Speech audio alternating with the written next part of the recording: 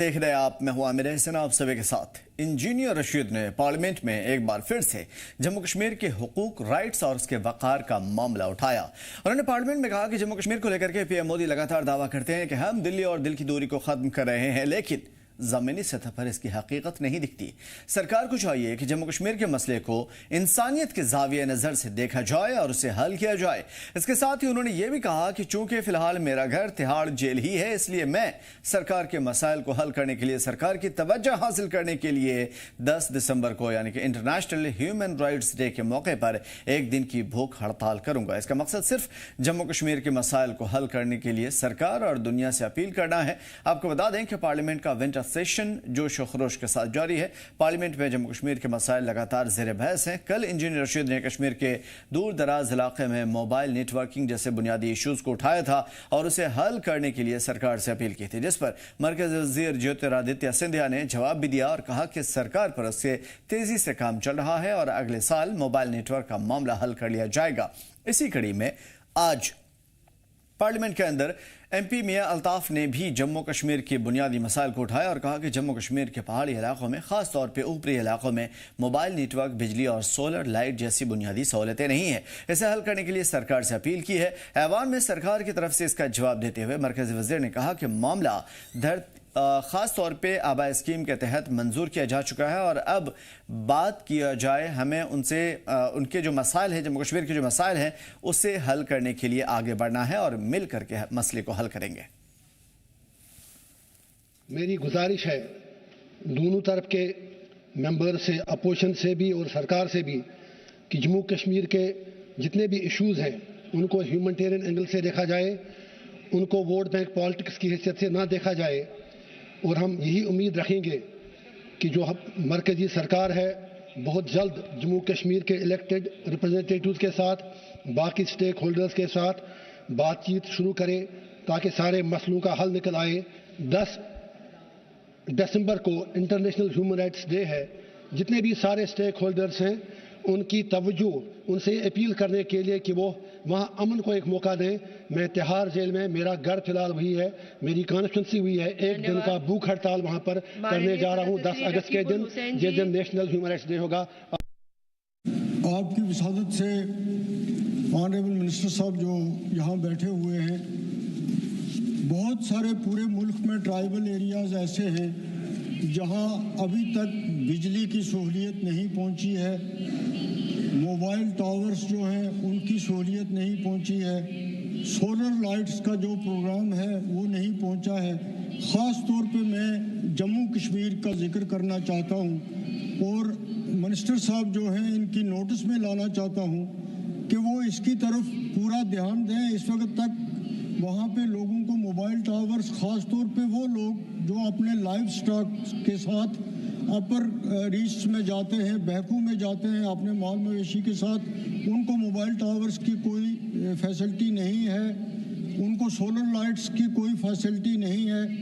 और उसके साथ साथ जो बिजली का मामला है, जिन लोगों को आज तक भी पावर नहीं पहुंचा है, क्या आपके पास कोई प्रोग्राम है कि उनको आने वाले टाइम में जितना जल्दी हो सके पावर पहुंचे? Thank you sir. तो पार्लियामेंट में जम्मू कश्मीर के मसले को उठाया गया, उसे हल करने के लिए सरकार के सामने बहुत सारी चीजें रखी गई। दूसरी तरफ श्रीनगर से एमपी आगा सैयद रुहुल हमीदी ने सोशल साइट एक्स के जरिए इस बात की जानकारी दी कि गांधरबल और जम्मू में हुए डेमोलेशन का मुद्दा उठाना चाहता हूं। मैं पिछले 3 दिनों से क्वेश्चन आवर के दौरान इस मुद्दे को उठाने के लिए लगातार नोटिस दे रहा हूं, लेकिन उसे मुतनाज़ा मुद्दा बताकर चर्चे की इजाजत नहीं दी जा रही। हालांकि मैं इस डेमोलेशन के मुद्दे को खास तौर पर अरफाज की मदद करने वाले कुलदीप शर्मा की इंसान दोस्ती की तारीफ भी करना चाहता हूं, लेकिन मुझे इसकी इजाजत नहीं दी जा रही। सवाल काफी साफ है, खास तौर पे इस हवाले से कि क्या वाकई जम्मू कश्मीर के अंदर मसाइल हैं, क्योंकि अगर ऐसा है तो जम्मू कश्मीर ही नहीं बल्कि पूरे मुल्क की जो डेटाज हैं उसको भी आपके सामने मैं रखूंगा और ये समझाने की कोशिश करूंगा सभी लोगों के थ्रू कि क्या वाकई ये जो मसाइल हैं सिर्फ रोना रोया जा रहा है या फिर जम्मू कश्मीर के लोगों को बहुत ज्यादा ही मिला हुआ है और भी ज्यादा की डिमांड चल रही है, या वाकई लोगों के हुकूक को सल्ब किया गया है मुद्दतों से, जहनी सोशली या इकोनॉमिकली तमाम तर चीज़ों के हवाले से बात की जाएगी। लेकिन साथ में अगर ये मसाइल हैं और इन मसाइल को उठाने की इजाज़त भी नहीं दी जा रही है तो यकीनन एक बड़ा मुद्दा है। और जम्मू कश्मीर के इन मुद्दों के साथ आज के खास मेहमान सलमान निज़ामी साहब DPAP से हमारे साथ जुड़े हुए हैं। वेलकम है सर आपका। DPAP को लीड करते हैं। उसके साथ साथ आकाश वर्मा जी हमारे साथ जुड़े हुए हैं, JKNC से हमारे साथ जुड़े हुए हैं। आकाश जी लगातार अपनी आवाज़, पार्टी की आवाज़ बने हुए हैं और जम्मू कश्मीर की जो मौजूदा सूरत हाल है उसे उठाने के लिए जाने जाते हैं। सुमित शर्मा जी BJP के लीडर हैं, हमारे साथ जुड़े हुए हैं। वेलकम है सर तीनों हजरात का। और आप तीनों हजरात के इस खास प्रोग्राम में जहां पे जम्मू कश्मीर के अंदर मसाइल हैं तो क्यों हैं और क्या उसे हल करने की कोशिश चल रही है या फिर उन मसलों को उठाने के एवज में खामोश करा दिया जाता है। जितना इल्जाम है, क्योंकि ये इल्जाम आम लोगों का नहीं है बल्कि ये इल्जाम MPs का है, MLAs का है और बहुत सारी मिसालें हैं जो लगातार दी जाते रहेंगे। सलमान निज़ामी साहब, लगातार आप किसी भी पार्टी से हो, मैं DPAP की बात नहीं करूंगा, PDP की बात नहीं करूंगा या JKNC की बात नहीं करूंगा, बहुत सारी ऐसी पार्टियां हैं जो जम्मू कश्मीर की मुश्तरका तमाम तर प्रॉब्लम को लेकर के एक ही प्लेटफॉर्म पे होती हैं। आपको लगता है कि वाकई जम्मू कश्मीर के अंदर जितने सारे मसाइल बताए जा रहे हैं एक्चुअल में? जी बिल्कुल। कई सालों से जो जम्मू कश्मीर के लोग झेल रहे हैं और खासकर नौजवान हमारे, बेरोजगारी बढ़ चुकी है और तरक्याती काम नहीं हो रहे हैं। और जो वादा नेशनल कॉन्फ्रेंस हुकूमत ने किया था 370 की बहाली, स्टेटहुड की बहाली, मुफ्त बिजली, मुफ्त राशन, गैस सिलेंडर मुफ्त, और वो सभी बेबुनियाद साबित हुए, अभी तक कुछ नहीं हुआ। और आज जो डिमोलिशन, जो आज आप देख रहे हो किस तरीके से डिमोलिश किया जा रहा है घर, चाहे वो गांदरबल में हुए, चाहे अरफाज डैंग साहब के सबसे पहले हम वहां पहुंचे और मेरे इलाके से वो ताल्लुक रखते हैं, बानीहाल से। तो मैंने देखा कि उनको ना नोटिस भेजी गई और पर्टिकुलर उनको टारगेट किया गया। अब क्या उसके पीछे वजूहात है, वो ब्लेम गेम है। कभी LG साहब पे ब्लेम किया जा रहा है, कोई CM साहब पे ब्लेम कर रहा है, वो कहते हैं हमने नहीं किया, ये कहते हैं हमने नहीं किया। और मैंने उस वक्त भी ये कहा था कि अगर उमर अब्दुल्ला साहब के अंडर JDA डिपार्टमेंट आता है तो अगर डिमोलिश किया गया, चाहे किसकी डायरेक्शन से हुआ या वाइस चेयरमैन साहब ने खुद अपने ताकत से उस घर को गिराया, तो उमर अब्दुल्ला साहब का फर्ज है उनको कंपनसेट करें अगर वो हमदर्दी जता रहे हैं उनके साथ। जो हालात जम्मू कश्मीर की आपने बात की, आज जम्मू कश्मीर के हालात जो अगर हम जमीनी सतह पे देखें, क्योंकि तरक्याती काम कुछ नहीं हो रहे हैं, सेंट्रल स्कीम्स पूरे हिंदुस्तान में चल रही हैं। मैं अगर मुफ्त घरों की बात करें और जो सड़कें जो बन रही हैं, ये पुराने प्लान्स हैं और ये सेंट्रल की स्कीम्स हैं।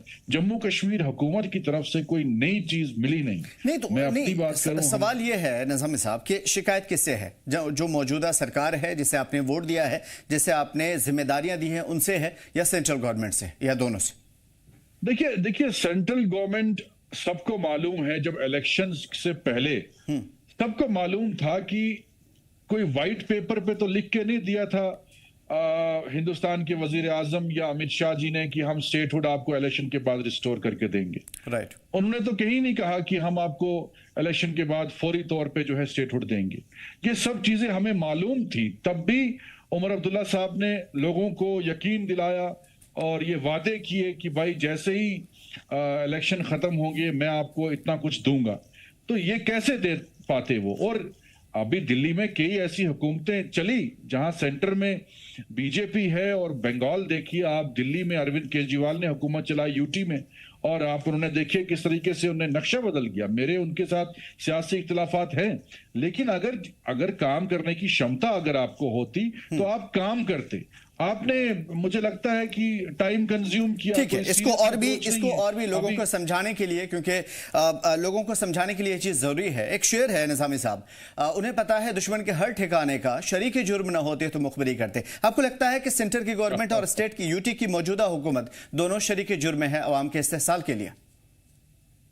देखिए, सेंट्रल गवर्नमेंट की तरफ से अगर डिस्क्रिमिनेशन होता, मैं टू बी ऑनेस्ट, एज आपने मुझे किसी पार्टी से नहीं, एज ए जम्मू कश्मीर का सिटीजन मैं आपको बताऊं, अगर सेंट्रल गवर्नमेंट की तरफ से जम्मू कश्मीर के लोगों के साथ डिस्क्रिमिनेट किया जाता या हुकूमत के साथ डिस्क्रिमिनेट किया जाता, जो इतना पैसा सेंटर से आ रहा है, चाहे टनल्स बन रहे हैं, चाहे रोड्स बन रहे हैं, मुख्तलिफ स्कीम्स जो हैं, 5 लाख रुपया जो है हमारे अकाउंट में आता है कि आप मुफ्त इलाज करिए, कई घर बन रहे हैं लोगों के वहां, चाहे हिंदू हो चाहे मुसलमान हो, मुफ्त मकान बन रहे हैं। ये सेंट्रल की स्कीम्स हैं जो जम्मू कश्मीर में आज भी चल रही हैं।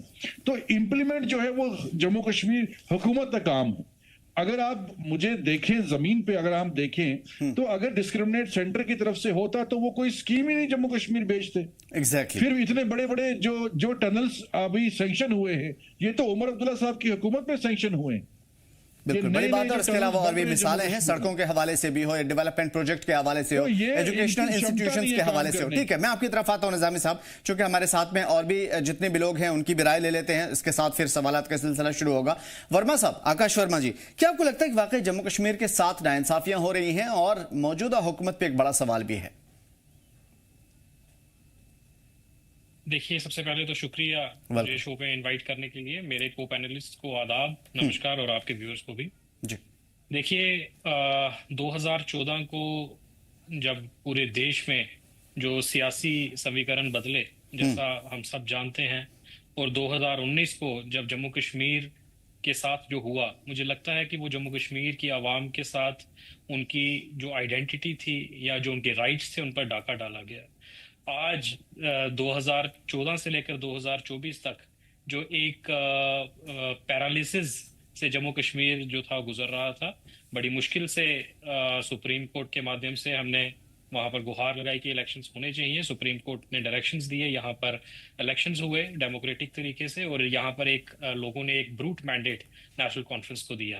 लेकिन आज कहीं ना कहीं ये देखने को मिल रहा है कि उस मैंडेट की कदर ना करते हुए जो सेंटर की लीडरशिप है, या जो इन्होंने जो अपॉइंटेड यहाँ पर लेफ्टिनेंट गवर्नर साहब बिठाए हैं, वो कहीं ना कहीं एक बाधा बने हुए हैं जम्मू कश्मीर की आवाम और जम्मू कश्मीर की सरकार के बीच। आज अभी जैसे डीपीएपी के जो रिप्रेजेंटेटिव यहाँ बैठे हैं, मुझे लग रहा है कि he sounds more like a representative of Bharatiya Janata party. मैंने पहले भी इनको सुना है, लेकिन पता नहीं अब अचानक से वो एक चेंज इन बिहेवियर और चेंज नहीं देखिए वर्मा साहब, ये सास बहू वाला जो मामला है ना, कि जब तक सास रहेगी सीने पे सवार तब तक घर बोझ सा लगेगा। इन्होंने साफ तौर पे कई मिसालें दी कि सेंटर की जानिब से तो बहुत सारी चीजें आ रही है, पैसे आ रहे हैं, डेवलपमेंट प्रोजेक्ट आ रहे हैं, तो फिर आप कर क्यों नहीं रहे? जी प्लीज। एहसान साहब, मेरी बात सुने। इन्होंने 2-3 चीजों का यहाँ पर जिक्र किया, मैं आपको उसका जवाब देना चाहता हूँ। इन्होंने रोड्स और टनल्स और डेवलपमेंट के हवाले से बात की, तो उसका जो नज़ारा, जो डेवलपमेंट का नज़ारा हमने अभी रिसेंट जो हमारे फ्लैश फ्लड्स और लैंडस्लाइड्स हुए उसमें हमने देखा कि जो लखनपुर से लेकर अनंतनाग काजीकुंड तक जो इनके रोड्स और ब्रिजेस की हालत हुई, या किस क्वालिटी का काम वहां पे किया गया था, ये लोगों के सामने है, इसमें कोई छुपी हुई बात नहीं। ये कहते हैं कि सेंटर से स्पॉन्सर्ड जो स्कीम्स है उसमें लोगों के घर बनाए जा रहे हैं, लेकिन हाल ही में अगर मैं देखूं, मैं जम्मू कश्मीर की बात करूं, तो 2023 में आज तक जम्मू कश्मीर की हिस्ट्री में कभी भी ऐसी डेमोलिशन ड्राइव नहीं चलाई गई। जो मैं आपको एग्जैक्ट डेट के साथ बता देना चाहता हूं कि 9 जनवरी 2023 को यहाँ पर जब ऑर्डर निकला from the office of lieutenant governor, जो डिमोलिशन ड्राइव आपने उस दौर में देखी, 2023 की बात करूं, और आज भी वही डिमोलिशन ड्राइव जो है वो जारी है। लेकिन फर्क सिर्फ इस बात का है कि उस वक्त जो सहरा था वो सीधे एलजी साहब को लग रहा था, लेकिन आज क्योंकि जम्मू कश्मीर की सरकार जो है वो यहाँ कायम हुई है, तो आज कहीं ना कहीं उसका जो ठीकरा है वो जम्मू कश्मीर की सरकार के ऊपर फोड़ने का काम किया जा रहा है एलजी लेड एडमिनिस्ट्रेशन द्वारा। लेकिन मैं आपको ये आज आपके माध्यम से मैं ये बता दूं कि जो जम्मू कश्मीर की आवाम है वो इतनी बेवकूफ या इतनी मूर्ख नहीं कि उनको समझ में नहीं आता। अगर तो जम्मू कश्मीर की आवाम ये भी तो चाहती है कि अगर आप हमारे साथ हैं तो कम से कम जो भी कंपनसेशन होता है वो आप जारी करिए, या कम से कम खुले अल्फाज में आप बोलिए कि ये गलत हो रहा है तुम्हारे साथ। आप वो भी तो नहीं बोलते। बिल्कुल, और ऐसा कुछ नहीं है। मैं आपको बताऊं, जब ये जो अरफाज डाइंग साहब के साथ जब ये मामला, ये हादसा हुआ, मैं कहूंगा ये मामला नहीं था, ये हादसा था, जब उनके साथ हुआ तो जो हमारे यहाँ पर ठीक है, मैं यहाँ पे टोकना नहीं चाह रहा था। इसी तरीके से जिसकी आप बात कर रहे हैं, निजामी साहब बात कर रहे थे, कश्मीर में कोई ऐसा मुद्दा होता है तो सब के सब बोलते हैं। आपने देखा वहां पे हिंदू मुस्लिम भाईचारे की एक अजीम मिसाल देखने को मिली, लेकिन सरकार की जानिब से कोई कदम नहीं सिवाय बयानिया के। जम्मू में ऐसी कितनी मिसालें हैं जनाब, जहां पे एक भी बार हुकूमत के नुमाइंदों ने या हुकूमत ने एक बार भी नहीं कहा कि आपके साथ गलत हुआ, पूरे मार्केट तोड़ दिए गए। क्या ये मिसाल आपके सामने बनी है? देखिए एहसान साहब, मैं आपको बता दूं कि उस समय जब 2023 में ये ऑर्डर निकला था, उस टाइम पे भी नेशनल कॉन्फ्रेंस ने इस चीज की मुखालफत की थी, और आज भी नेशनल कॉन्फ्रेंस इसकी मजम्मत करता है, क्योंकि नेशनल कॉन्फ्रेंस का जो इतिहास है, तो शेर कश्मीर शेख मोहम्मद अब्दुल्ला साहब ने लैंड टू द टिलर के तहत लोगों को जमीनें दी थी, उनके आशियाने बनाए थे।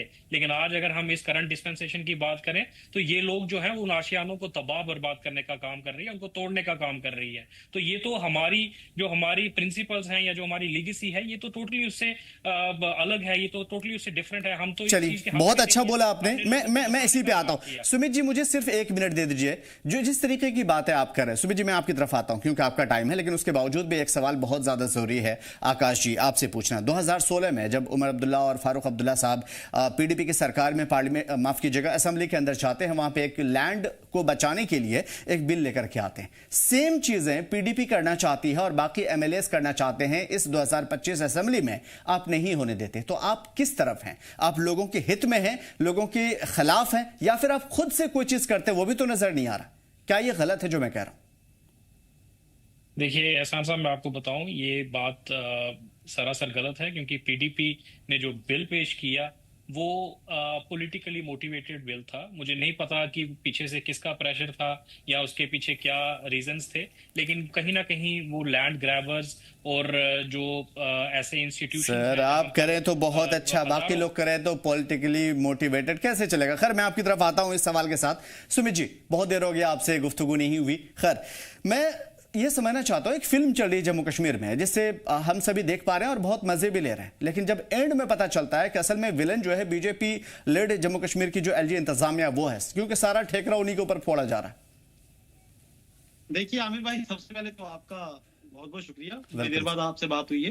वेलकम। आमिर भाई, जो इस तरह का जो जम्मू में इंसिडेंट चल रहा है, जो अभी जो अरफाज जी के यहाँ पे जो उनके पड़ा गया, अरफाज जी जो है मेरे बहुत अच्छे करीबी दोस्त हैं। तो ये मैं आपको बताऊं, ये अफसोस इस बात का हो रहा है कि 40 साल से उनके पास ये एक जमीन थी, 40 साल से उन्होंने भी बताया मुझे, उस पे घर भी बना।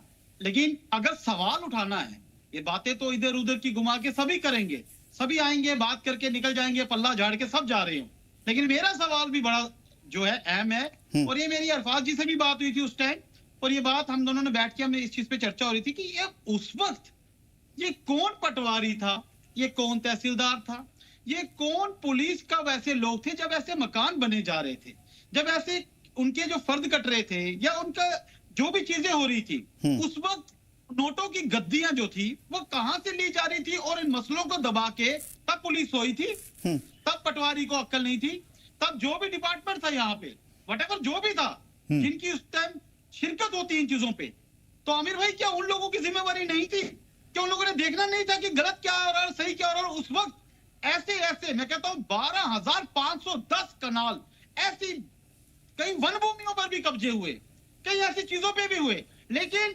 अब आके बात ये हुई कि आके उस टाइम अगर ये सारी चीजें सही की होती तो बड़ी चीजें होती, खैर। लेकिन अब अरफाज एक गरीब वर्ग का लड़का, बहुत अच्छा, बहुत मेहनती, और वो उस बेचारे को टारगेट किया गया।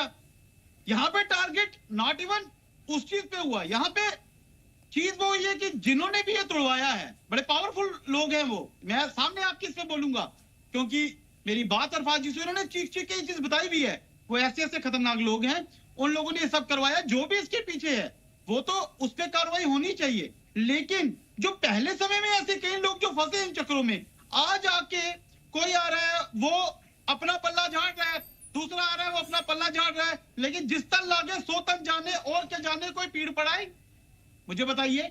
ये आज एनसी के यहाँ हमारे भाई प्रवक्ता बैठे हैं, ये इस तरह की बातें कर रहे हैं। नहीं तो वो अपना पल्ला इस वजह से झाड़ रहे हैं और साफ तौर पे कह रहे हैं कि आपने एक चौकीदार बैठा रखा है उनके सामने में, वो कुछ कर ही नहीं पा रहे आवाम के लिए।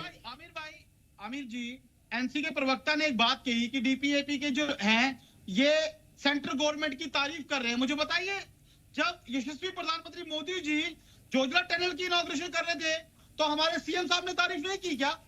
जो कार्य तारीफ के लायक होता है उसे किया जाता है, और जो कार्य बंद बिस्तर में करके आप लोग आगे शो ऑफ करते हो उनकी तारीफें नहीं होती। जनाब, कोई सर सलमान निजामी साहब आपके मुंह पे दुनिया के सामने में इस बड़े प्लेटफॉर्म के थ्रू तारीफ कर रहे हैं। वो कह रहे हैं कि सेंटर की जानिब से पैसे आते हैं, डेवलपमेंट प्रोजेक्ट आते हैं, लेकिन हमारी हुकूमत इस चीज में नाकाम रही है। लेकिन सवाल यह है कि क्या जो मौजूदा हुकूमत है, जो जिसने पहरेदार ठेकेदार बैठा रखे हैं इस मौजूदा हुकूमत के सीने पर, उसे कब हटाया जाएगा? क्योंकि उसी का बयानिया दे करके ये जो उमर सरकार है वो किसी भी काम में पीछे हट जाती है और लोग तमाशा देखते रहते हैं। सलमान निजामी साहब जैसे लोग भी कुछ नहीं कर पाते। सर सारा कुछ, सारे डिपार्टमेंट इनके पास है, पीडीडी हो, कोई डिपार्टमेंट, पीएचई हो, सब डिपार्टमेंट एक है, सारा इन्हीं के पास है। ये सरकार में है, इन्हें सरकार चलानी नहीं आ रही है, ये सिर्फ नाकामियां गिना के समय अपना जो है वो बर्बाद करें। जिसका उदाहरण देखिए ना, अभी पीछे ये कश्मीर के बारे में उधर जो अभी इलेक्शन हुआ वहां पे भी एक सीट हार गई है वहां पे अपनी।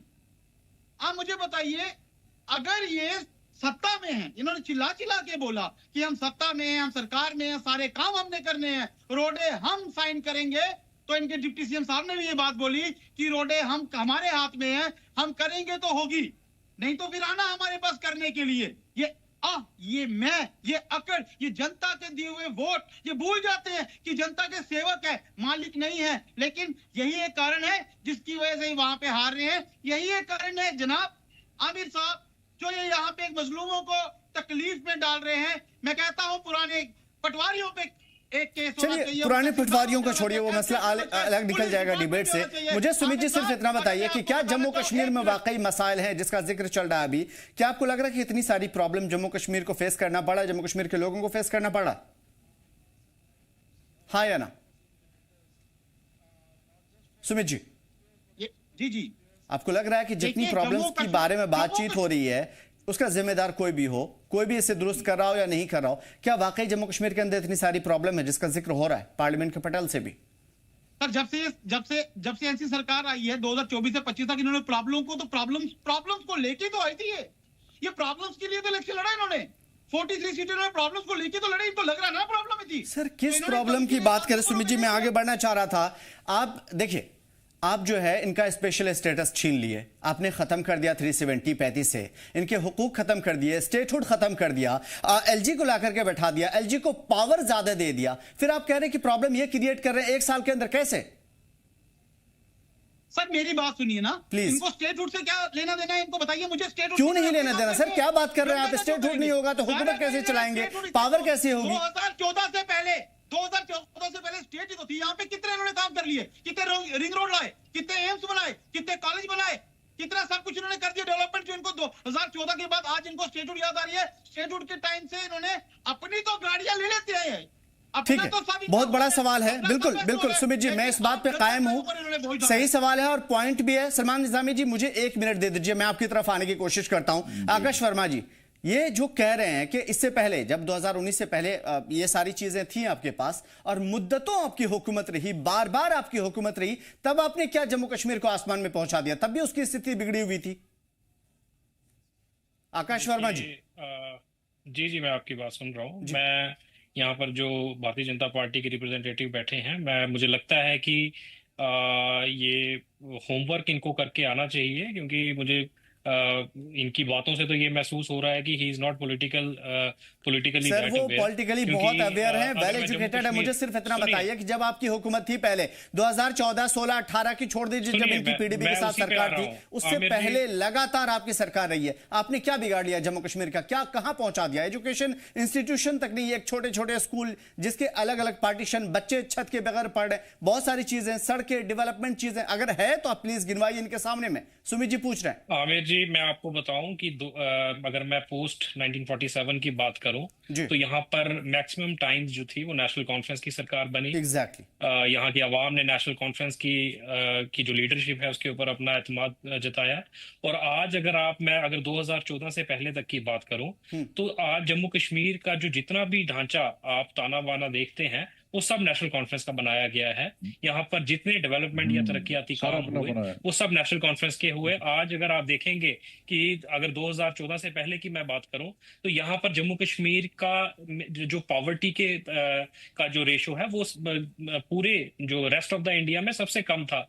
यहाँ पर अनएम्प्लॉयमेंट की जो रेशो थी वो सबसे कम थी। यहाँ पर जो फाइनेंशियल स्टेबिलिटी और फाइनेंशियल जो कैपेसिटी थी लोगों की, वो सब वेल फाइनेंशियली स्टेबल थे। यहाँ पर इकोनॉमिक क्राइसिस कभी हमने आज तक नहीं देखा। यहाँ पर कोई भी जम्मू कश्मीर का निवासी आपने कभी भी सिग्नल के ऊपर भीख मांगता हुआ नहीं देखा होगा। यहाँ पर जम्मू कश्मीर की आवाम में हर व्यक्ति के सर के ऊपर छत, हर व्यक्ति के पास एक रिस्पेक्टेबल जॉब, रोजगार और जमीन थी। तो ये सब जो देन थी वो नेशनल कॉन्फ्रेंस की थी। लेकिन आज जो अगर 2014 के बाद जब भारतीय जनता पार्टी यहाँ पर सत्ता में आती है, उसका नतीजा तो आज आवाम के सामने है। पिछले 10 साल में जो ये डबल इंजन सरकार की दुहाई यहाँ पर देते रहे, उसका कारनामा ये था कि आज जम्मू कश्मीर अनएम्प्लॉयमेंट में देश में दूसरे नंबर पर है। आज यहाँ पर जो नौजवान है जो कभी यहाँ पर अपनी एजुकेशन को लेकर स्टेबल हुआ करता था, लेकिन आज वही नौजवान जो है वो ड्रग्स के रास्ते पे लग गया है। अगर मैं डेवलपमेंट की बात करूं तो आज जो पिछले नेशनल कॉन्फ्रेंस की सरकारें नहीं जो ये सारा कुछ जो बनाया है, चाहे वो स्कूल्स हैं, वो कॉलेजेस हैं, वो यूनिवर्सिटीज हैं, हॉस्पिटल्स हैं, सब नेशनल कॉन्फ्रेंस के दिए गए हैं। ठीक है, नेशनल कॉन्फ्रेंस ने सारे काम किए होंगे, लेकिन बच बचा करके जो पॉइंट आपने बताए हैं उसमें आपने बहुत सारी चीजें छोड़ भी दी जनाब। आपने ये नहीं बताया एथनिक क्लींजिंग के बारे में, बड़ी आबादी को आपने निकाला। आपने ये नहीं बताया कि जम्मू कश्मीर में दहशतगर्दी और मिलिटेंसी कितनी उरूज पर थी। खैर, इसका जवाब मैं नहीं दूंगा, सुमित जी देंगे बेहतर तरीके से, सलमान निजामी साहब देंगे। निजामी साहब, मैं आपकी तरफ आता हूं। क्या आप सहमत हैं इस बात से, आकाश वर्मा जी कह रहे हैं कि सब कुछ नेशनल कॉन्फ्रेंस के जमाने में हुआ? देखिए, नेशनल कॉन्फ्रेंस ने हुकूमत जम्मू कश्मीर में की, 1 लाख से ज्यादा लोग मर गए, बेघर हो गए। अभी भी कस्टोडियल किलिंग्स देखिए, इनको पता नहीं कहां से हैं, मैंने कभी देखा नहीं, इनका नाम सुना है। बख्शी गुलाम मोहम्मद साहब ने 10 साल हुकूमत की, आजाद साहब ने 2.5 साल हुकूमत की। एक काम बताओ नेशनल कॉन्फ्रेंस का, डिग्री कॉलेज 41 गुलाम नबी आजाद साहब ने दिए, 8 डिस्ट्रिक्ट गुलाम नबी आजाद साहब ने दिए, 5 मेडिकल कॉलेज गुलाम नबी आजाद साहब ने दिए। उमर साहब 6 साल, छोड़िए आप 47 की बात, 40-70 की बात, अरे 6 साल उमर साहब चीफ मिनिस्टर थे, क्या किया उन्होंने? एक काम बताओ मुझे, कौन सा कॉलेज बनाया उन्होंने, कौन सा स्कूल बनाया? कुछ नहीं किया। अब छोड़ो वो 6 साल भी, 1 साल में मुझे बताओ उमर साहब ने कितने कॉलेज बनाए, कितने स्कूल बनाए? कुछ नहीं किया। सबसे पहले आए, 5 गाड़ियां खरीद ली। वही अरफाज डेंग जो है, मैंने यही बात की, भाई उमर साहब कहते हैं मैं हमदर्दी जाहिर कर रहे हैं अरफाज के साथ, तो आप चीफ मिनिस्टर हैं, आपने 1 करोड़ की गाड़ी खरीद ली, 5 लाख उसको दिया होता अरफाज को, आप कहते हैं आप हमदर्द है लोगों के, घर तुड़वा दिया उसका और झूठे आंसू। अब मैं गलत हूं? देखिए, जो वो नुक्सा नहीं चलेगा, आपको जो आईना दिखाएगा आप बोलोगे बीजेपी के साथ है। आगा राहुल्ला आपके खिलाफ है, आज मेरी पार्टी का थोड़ी ना है, वो आपकी पार्टी का है। मियां अल्ताफ साहब एमपी, उन्होंने आपको आईना दिखाया, भाई आपने एक नौकरी भी नहीं दी अभी तक, 1 साल हो गया, वो भी बीजेपी के हैं। मियां अल्ताफ साहब बीजेपी के हैं, आगा राहुल्ला साहब बीजेपी के हैं। ये नुक्सा नहीं चलेगा कि आप पे कोई सवाल उठाएगा, आप बोलोगे ये बीजेपी की। अरे मैंने सही बोला कि भाई जो सेंट्रल की स्कीम्स आ रही है वो इंप्लीमेंट हो रही हैं। अगर सेंटर ने डिस्क्रिमिनेट किया होता तो भाई हमें टनल के सैंक्शन, करोड़ों का पैसा क्यों सेंटर जो है सैंक्शन करती? आपने 1 साल में क्या किया उसका बताओ मुझे। कितने कॉलेज बनाए, कितने स्कूल बनाए, कितनी नौकरियां दी, कितने सिलेंडर मुफ्त दिए आपने, कितने? आज इलेक्शन से पहले आपने बोला हम जी इसको स्मार्ट मीटर को जो है पानी में फेंक देंगे, आज बोल रहे हैं कि स्मार्ट मीटर जो है घर में लगाइए। आपने इतना झूठ गुमराह किया लोगों को, 370 के नाम पे वोट लिए और बोला मैं बीजेपी के खिलाफ इलेक्शन लड़ रहा हूं, और दूसरे दिन जब चीफ मिनिस्टर बने दिल्ली गए, एक बीजेपी के chief minister, MP, prime minister, home minister सबको शाल पहनाने चले गए। आप मोदी जी, मेरे साथी ने कहा मोदी जी को तो आप तो खुला आसमान दिखा रहे थे, साफ आसमान दिखा रहे थे कि सब कुछ मोदी जी ने किया, पहले ऐसा कुछ नहीं होता था। आपने बोला रेल जो है मोदी जी की बदौलत बनी, आप तारीफें कर रहे हो मोदी जी की, हम थोड़ी ना। आप बताइए कि भाई आप बोल रहे हैं हमने जी इतने आज जो हो रहा है जम्मू कश्मीर में, अरे आपने कत्लो गारत की, आपने पैलेट्स चलाए, बुलेट्स लाए, पीएसए लाया, एसटीएफ लाया, टास्क फोर्स लाया, टाडा लाया, पोटा लाया, जुल्म किया। अभी भी सैकड़ों हमारे नौजवान कश्मीर के जेलों में हैं। ये पीएसए किसने लाया? ये फारूक अब्दुल्ला ने लाया। कत्लो गारत करवाई आपने, यहां कत्लेआम हुआ। पहले कितनी तबाही होती थी आपके दौर में, जब उमर अब्दुल्ला चीफ मिनिस्टर थे, 250 लोग मार दिए उसने, तुफैल मट्टू मार दिया। क्या बोल रहे हैं आप डेवलपमेंट किया आपने? उमर अब्दुल्ला ने 6 साल में कोई डेवलपमेंट की? कत्लो गारत होती थी, स्टोन पेल्टिंग होती थी, पैलेट चलती थी। 6 साल हमने देखा है कितना जुल्म हुआ हमारे जम्मू कश्मीर में, और आप कहते हैं हमने जी आज जो कुछ हो रहा है आज ये उमर साहब ने किया। अबे बताओ ना मुझे, आपने क्या किया? कुछ नहीं। आज भी जुल्म हो रहा है। आकाश वर्मा छोड़िए, साहब, तब आप पैदा नहीं हुए होंगे, लेकिन आज देखिए क्या हो रहा है। कुछ नहीं किया आपने। जो आपको आईना दिखाएगा बोलेंगे बीजेपी की भाषा बोल रहे हैं। हम तो फैक्ट बोल रहे हैं। बोलिए मियां अल्ताफ साहब बीजेपी के हैं, बोलिए आगर अउला बीजेपी के हैं, वो तो आपके अपने हैं पार्टी के।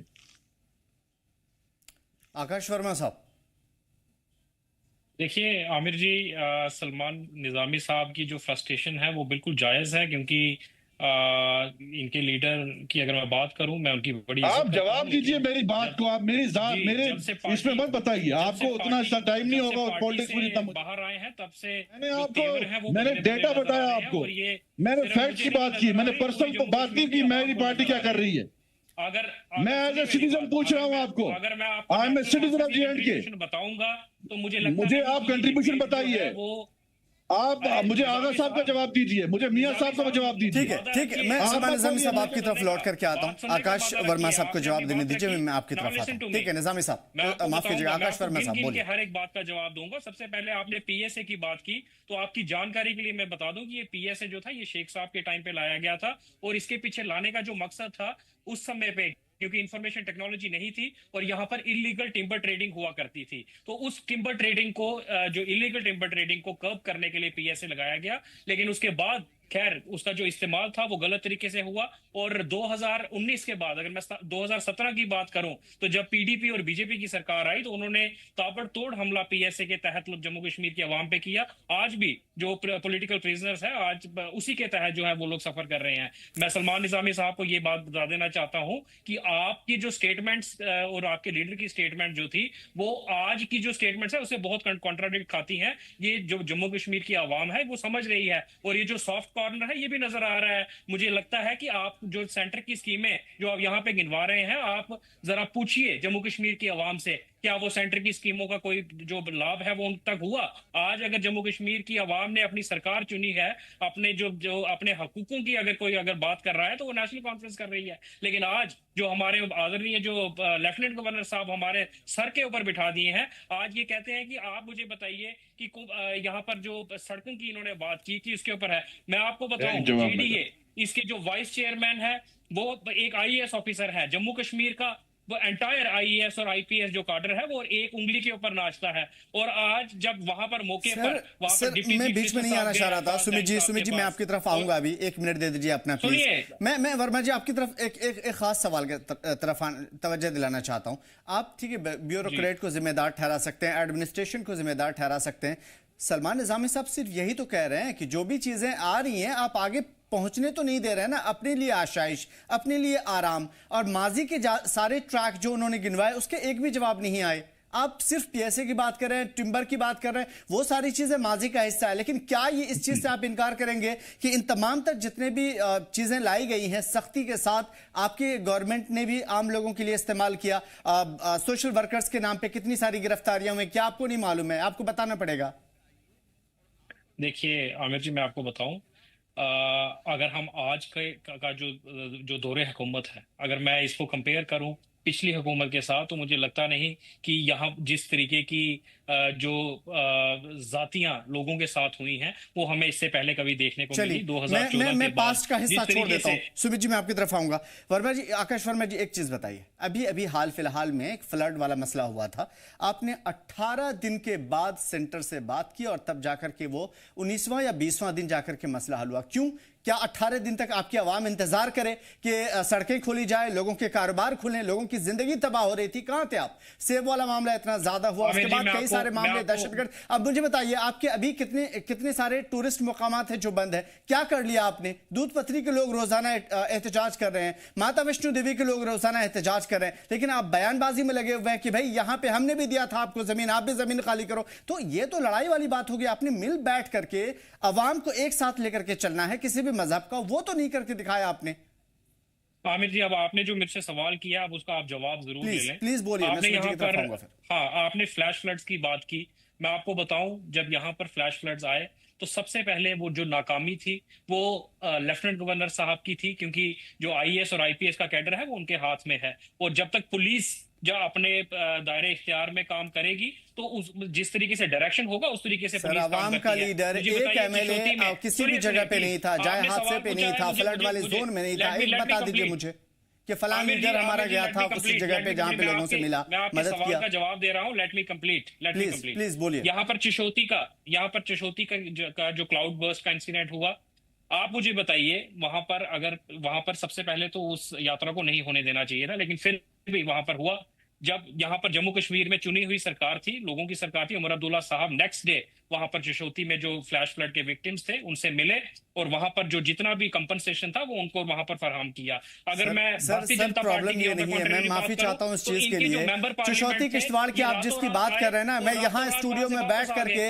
यहाँ अगर पे मैं उसके घंटों बाद इंतजार और वैसे कांटेक्ट कर रहा था आप सुनिए, जैसे लोगों की कि पड़ोस का या नजदीकी जो हॉस्पिटल है कहाँ है। सर, आपने अगर हॉस्पिटल बनाया होता ना चिशोती में तो न जाने कितने लोगों की जान बच जाती। कहाँ है आप? किस चीज की बात कर रहे हैं? सुमित शर्मा जी, आपको लग रहा है कि कुछ भी ऐसा है जो वाकई इस सरकार को बोलना भी चाहिए? छोड़ दीजिए एक साल। आमिर जी, आपने मुझसे सवाल पूछा, पहले मुझे उसका जवाब प्लीज देने प्लीज दीजिए, बोल उसके लीजिए बाद आप जल्दी अगला से। सवाल हमसे पूछ सकते हैं। प्लीज बोलिए। देखिए, मैंने आपको चिशोती का इंसिडेंट बताया, उसके जी। बाद यहाँ पर रामबन में और उधमपुर में जो लैंडस्लाइड हुए, 2 से 3 बार यहाँ पर एडमिनिस्ट्रेटिव मीटिंग्स जो थी वो उमर अब्दुल्ला साहब द्वारा की गई। माता वैष्णो देवी लैंडस्लाइड की अगर मैं बात करूं, वहां पर एडवाइजरी थी और वो भी metrological department IMD Indian metrological department ने एडवाइजरी जारी की थी कि वहां पर लोगों को नहीं देना चाहिए, लेकिन वहां पर जो CEO साहब थे उन्होंने किसी की नहीं सुनी। वहां पर लोग गए और 35 लोगों की वहां पर मृत्यु नहीं, वहां पर हत्या मैं कहूंगा वहां पर की गई। आज वहां पर जो वैष्णो देवी की जो लैंडस्लाइड्स आए उसमें जितनी भी जो उमर अब्दुल्ला साहब सरकार से हो सकता था वहां पे किया। यहाँ पर जो लोगों के मकान तबाह हो गए, मैं आपको बताऊं कि जब कश्मीर में पिछले दिनों बाढ़ आई थी तब इन्होंने एक पैकेज का अनाउंसमेंट किया था, लेकिन आज जम्मू की अगर जब बात आती है तो जम्मू में ने तो एक ब्रूट मैंडेट दिया है भारतीय जनता पार्टी को, 2014 में भी दिया, 2024 में भी दिया, पिछली बार 25 MLA, इस बार 29 MLA, लेकिन उसके रिटर्न में आज जो मरकज की हुकूमत है उससे जम्मू की आवाम को क्या मिला, मैं आपको पूछना चाहता हूं। 209 करोड़ रुपया, ये मरकज की सरकार है। आज उमर अब्दुल्ला साहब ने जब यहाँ पर जो फ्लैश फ्लड्स और लैंडस्लाइड्स हुए उसके बाद हर एक डिस्ट्रिक्ट को 10-10 करोड़ रुपया इमीडिएटली फराहम करने का काम किया, ताकि जो यहाँ पर जो रूरल जो रोड्स हैं या जो लोग उस त्रासदी के शिकार हुए हैं वो दोबारा से रीस्टेबलाइज हो सके। लेकिन अगर मैं नेशनल हाईवे की बात करूं, जहां जिसका जिक्र आपने किया, क्या उस रोड को खुलवाने का जो जिम्मा था वो हमारा था? उस रोड को जो रोड थी वो NHAI और NHIDCL के दायरे में आती थी और ये मिनिस्ट्री ऑफ रोड ट्रांसपोर्ट जो नितिन गडकरी साहब है उनकी जिम्मेदारी थी कि इस रोड को फटाफट, जो ये एक लाइफ लाइन है जम्मू को कश्मीर से जोड़ने वाली नेशनल हाईवे 44, उसको खुलवाया जाए। लेकिन वो ये सब लोग जो LG लेड एडमिनिस्ट्रेशन है और जो इनके जो ऑफिसर्स हैं वो नाकामयाब हुए, लोग सफर हुए। सर, मेरा फ्रूट सवाल लोगों ये का नहीं सड़ था। गया, मैं लोगों सुमित की जी, जो मैं बार बार जमीन- आपकी लोगों तरफ आना की चाह रहा हूँ, आ नहीं पा रहा हूँ, सुनिए। माफी चाहता हूँ इस चीज के लिए। मेरा सवाल सिर्फ इतना था कि 18 दिन के बाद आप क्यों जगे? आपका एक भी MLA ग्राउंड पे क्यों नहीं था? अवाम के लीडर हैं आप, अवाम का वोट लिया आपने, तो जब अवाम के दुख दर्द में आप शामिल नहीं होंगे तो अवाम पूछेगी आपसे। आप क्या मुझे समझ नहीं आता आमिर जी। सर मुझे बताइए, एक मिसाल दीजिए ना, मैं तो सारी स्टोरी खोल के बैठा हूं, बोलिए आप प्लीज। नुकसान हुआ, रजौरी पुंछ में नुकसान हुआ, वहां पर हमारे ऑनरेबल CM साहब पहुंचे। किश्तवाड़ में नुकसान हुआ, वहां पर ऑनरेबल CM साहब पहुंचे। रामबन में नुकसान हुआ, वहां पे CM साहब पहुंचे। उधमपुर में नुकसान हुआ, वहां CM साहब पहुंचे। ब्रिज का नुकसान जम्मू में हुआ, वहां CM साहब पहुंचे। जो रिकॉर्ड आप बता रहे हैं ना, वो रिकॉर्ड आपने सही तरीके से नहीं देखा।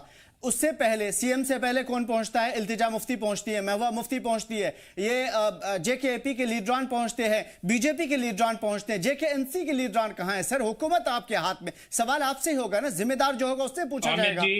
आमिर जी, आज नेशनल कॉन्फ्रेंस सत्ता में है, मैं बिल्कुल आपकी बात जायज है कि आपके सवाल भी होने चाहिए और हम आपके सवालों को वेलकम करते हैं।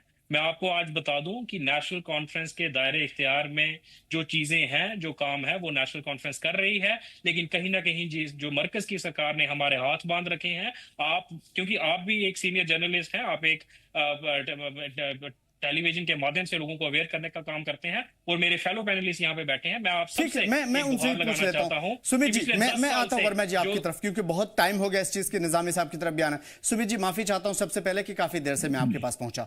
दूसरी चीज जो सवाल है मेरा, कि इन लोगों के जिनके हाथ आपने बांध रखे हैं, BJP लेड सरकार, आखिर क्या चाहती है सरकार? आप एलजी वाली बात हो या एडमिनिस्ट्रेशन वाली बात हो या दुनिया भर की सारी चीजें आकर के एक ही जगह अटकती है कि आपने सरकार के हाथ बांध रखे हैं और आप कहते हैं कि भाई एक ही डिपार्टमेंट हमारा, बाकी तो तुम्हारा है। तो फिर अवाम क्या समझे? मैं लोगों से अगर खिताब करूं तो क्या बोलूं लोगों को कि आखिर जिम्मेदार कौन है, तुम्हारा गुनहगार कौन है? सुमित जी, इन्होंने आमिर जी सबसे बड़ी बात जब की कि नौकरियां दी जम्मू कश्मीर में, इन्होंने अभी बोला कि नौकरी का जो था क्या आंकड़ा था, और आज देखिए दीजिए नौकरी इन्होंने श्रीनगर में। आपने भी देखा, हमने भी देखा, हर बच्चे के हाथ में पत्थर दिया था, 500 रुपया दिहाड़ी दिया था। ये नौकरी थी इनकी, ये नौकरी इन्होंने दी, इनके हाथ बांधे हैं, लेकिन इनकी जुबानें तो नहीं बंधी है ना। ये कहीं आप बैठ के भी किसी के लिए दो बात करके मुंह से अनाउंस कर सकते थे, बात तो रखते। इनके हाथ बंधे थे, इनके हाथ बंधे थे जनाब, इनके हाथ क्या क्या 500 रुपए की बात कर रहे हैं? किसकी बात कर रहे हैं? इनसे पूछा जाता है कि आप लोग पत्थर मरवाते थे। सुमित शर्मा जी, मैंने आपको पहले भी कहा, this person is politically unaware and mentally retarded also. Gupkar में 500 रुपए की बात कर रहे हैं। गुप्कार में आपके उमर अब्दुल्ला, आपके फारूक अब्दुल्ला क्यों बैठे थे? गुप्कार में कौन बैठा था? बेबुनियादी और ऊट-पटांग बातें आपके टेलीविजन पे कर रहे हैं और आप इनको करने दे रहे हैं। I don't think this is the decorum of the debate.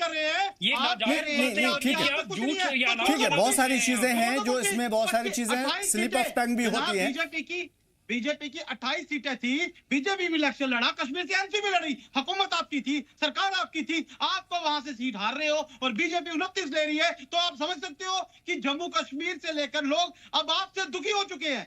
वो एनसी के आपका सर्टिफिकेट नहीं चाहिए हमें, लोगों का मैंडेट, लोगों का दिया हुआ मैंडेट है हमारे सलाखों पर, आपसे सर्टिफिकेट थोड़ी ना लेंगे। अगर इलेक्शन लड़ा है तो वो खाली अपने पर्सनल इंटरेस्ट के लिए सिर्फ बातें करने आ रही है एनसी के लोगों को। आप मुझे बताइए, कोविड जैसी बीमारी हुई, एनसी के कितने लीडर बाहर थे? आप मुझे इसका जवाब दीजिए, कितने लीडर आपके लोगों के मसले हल कर रहे थे? कोविड एक ऐसी बीमारी, एक ऐसी आपदा। सुमित जी, क्या कोविड लेकर के आप बैठ गए? आप भी खाली ताली पिटवा रहे थे, क्यों आप कोविड के टाइम की बात कर रहे हैं? कोविड के टाइम पे एनसी सरकार थी भी नहीं। बात यह है, इन्होंने बात उठाई है, अगर ये इतना ही है, क्योंकि बात है एक पॉलिटिक्स के साथ एक इंसानियत की, एक जो पॉलिटिक्स थी और राजनीति थी, ये कहां पहुंचे? मुझे एक बात बताइए बात करते हैं सुमित जी, सीधा सवाल, निजामी साहब से एक सवाल जुड़ा हुआ है जो इससे पहले ये उस मुकाम पे भी गुजर जा चुके हैं। सुमित जी छोड़ दीजिए, अगर हम पास्ट खंगालेंगे तो शायद बहुत लंबा हो जाएगा। मैं सिर्फ एक चीज जानना चाहता हूं, निजामी साहब, आप भी, आपसे भी मुखातब हूं, जहां तक मेरी समझ है उस हिसाब से कई सारे लोगों ने कोशिश की है, पार्लियामेंट के पटल से भी बोलने की कोशिश की। आपके लोग वहां पे मौजूद हैं, जो लोगों की डेमोलेशन वाला जो मामला चल रहा है, लोगों के राइट्स उठाने की बात चल रही है, मसाइल उठाने की बात हो रही है, आप बोलने भी नहीं देते। यानी अगर दर्द है तो आप कराह भी नहीं सकते, ये कैसे चलेगा? जो वादे आपने किए थे वो आप निभा भी नहीं रहे, फिर आप कहते हैं अप्रोप्रिएट टाइम आएगा, वो कभी भी नहीं आएगा सर। वो तो ऐसा ही है जैसे अवाम को भी और जो सरकार है उसे भी बेवकूफ बनाने वाली बात है। उसके ऊपर आप कुछ नहीं बोल रहे, छोड़ दीजिए पास्ट की बातें। सर जम्मू कश्मीर का, आमिर साहब, जम्मू कश्मीर का मुद्दा है। जम्मू कश्मीर में जो सरकार है, उमर साहब अगर चाहें तो वो 1 मिनट में कोई भी डिसीजन करके उस पर्सन की हेल्प कर सकते हैं। सरकार किसकी है? जम्मू कश्मीर का मुद्दा है ना, ये जम्मू कश्मीर की बात है ना। सवाल मुझसे था शायद। जी जी निजामी साहब, जम्मू कश्मीर में मैं आता हूं, ठीक है ठीक है, इस चीज का जवाब निजामी साहब आप भी दीजिए। देखिए अभी मैं एनसी के नेता को सुन रहा था जी। मसला ये है कि मैंने पहले भी कहा कि बीजेपी सरकार ने इलेक्शन से पहले किसी को ये वादा नहीं दिया कि हम फौरी तौर पे स्टेटहुड रिस्टोर करेंगे, 370 देंगे। उमर अब्दुल्ला साहब ने इलेक्शन लड़ा, इलेक्शन जीता भी, लोगों को बेवकूफ बनाया या क्या किया। अगर आप इतने हेल्पलेस हैं, आप कहते हैं कि भाई अगर जेडीए ने अरफाज डेंग की प्रॉपर्टी जो है डिमोलिश की, मुझे मालूम ही नहीं है, अगर अफसर आपका सुन नहीं रहे, आप क्यों फिर सरकार में? आप इस्तीफा दे दीजिए, छोड़ दीजिए। अगर आपकी चलती नहीं है तो क्यों? What is the conference? Nizami साहब मुझे बताइए ना कि आप लोगों की चाल है, एक तो बीजेपी चाल नहीं है, और जिसमें आप शामिल है, जिस जो टैग आपको दिया जाता है, निजामी साहब माफी चाहता हूँ, बी टीम का टैग आपको दिया जाता है। कहा जाता है कि बीजेपी और बीजेपी की बी टीम यही तो चाहती है कि नेशनल कॉन्फ्रेंस सत्ता से दूर हो जाए, अवाम की चुनी हुई सरकार दूर होने की। देखिए अगर आपसे कोई काम ही नहीं हो रहा है, ऑफिसर आपका सुन नहीं रहे हैं, आप देखिए बार बार आप ये कहेंगे कि भाई मेरी कोई चल रही नहीं है। अरे जब आपने पहले ही डिसीजन में 50-50 लाख की गाड़ियां खरीद ली, आप पेरिस जाते हैं घूमने के लिए, आपके लोग जो हैं, लीडर जितने भी हैं, आपके गुलमर्ग में स्कीइंग करते हैं, आप नॉन सीरियस हैं। अगर आप सीरियस होते आप प्रोटेस्ट पे बैठते।